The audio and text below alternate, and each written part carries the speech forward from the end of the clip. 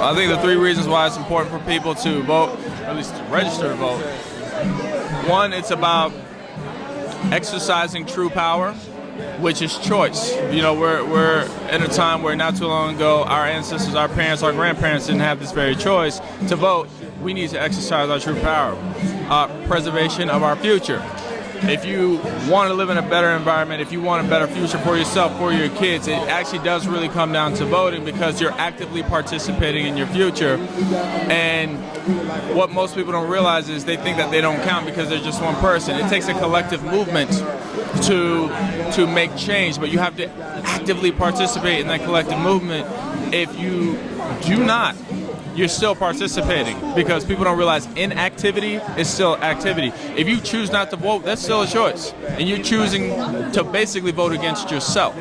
So, you know, look, power of choice, exercise the power of choice, preservation of one's future, and then for me, I feel like it's just one's own responsibility. And what I mean is like this. People think that they don't participate in the stock market if they don't have a lot of money, if they're not actively in the stocks and they don't have bonds and shares.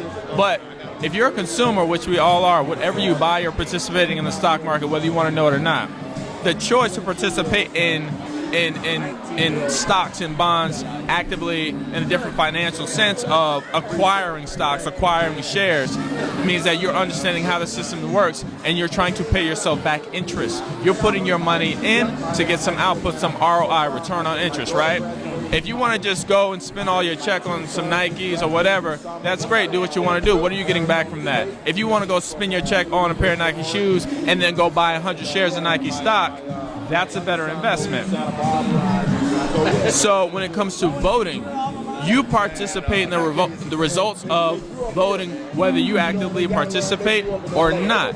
What are you investing in? Because when it comes to voting, this is not commercial. This is not just financial. This is your life. If you don't want to live in an institutionalized government, or maybe a governmental structure that retracts some of your freedoms, which we are dangerously close to now, living in that reality, then you have to take action.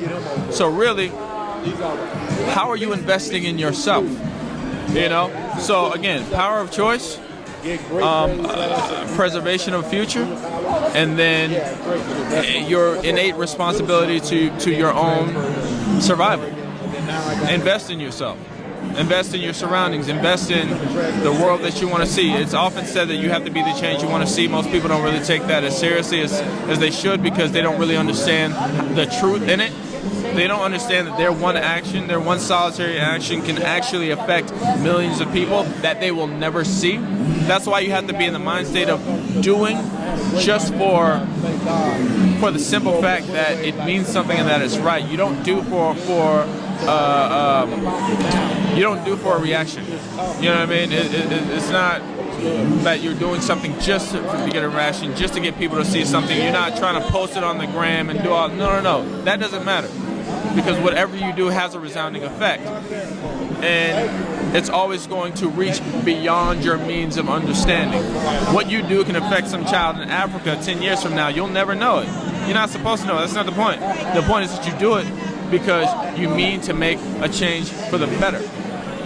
We all have that responsibility, you know, and right now the people that are winning are the ones who understand how to work the system, and they're preserving their sense of dominance. However, their sense of dominance is not about equality, it's about superiority.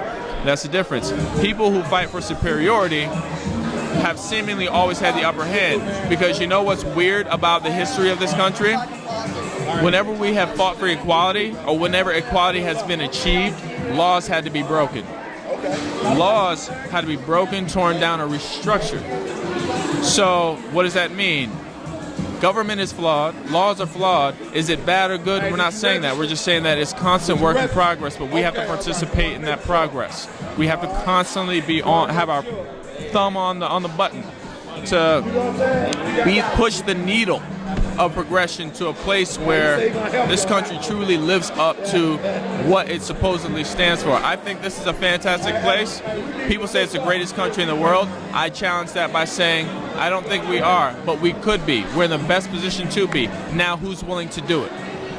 Sorry, I get passionate. I'm sorry, man. You know, but you know, it's. I mean, granted, we still live in a good place because we have great opportunity, great amenities. But there are so many people who are living abhorrent lives, abysmal realities where they're overshadowed because you see a lot of light and fluff and this and that, but there are people living here in this first world country living like it's a third world country. I mean, look, my family, my brother, my sister, my mom, like, we all used to be homeless. We used to live in our car.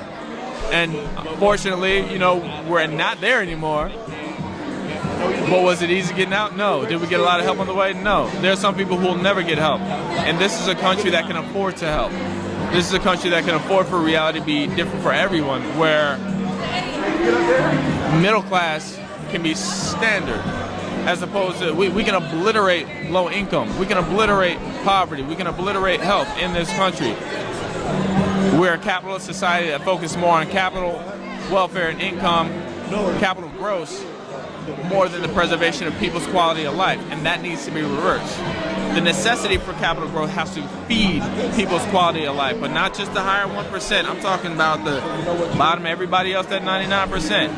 That's where the focus needs to shift, and then we can truly be a superpower as a nation. Sorry. That's me. I got more to say, but I'm gonna just keep it here. What's happening? This is Aldis Hodge.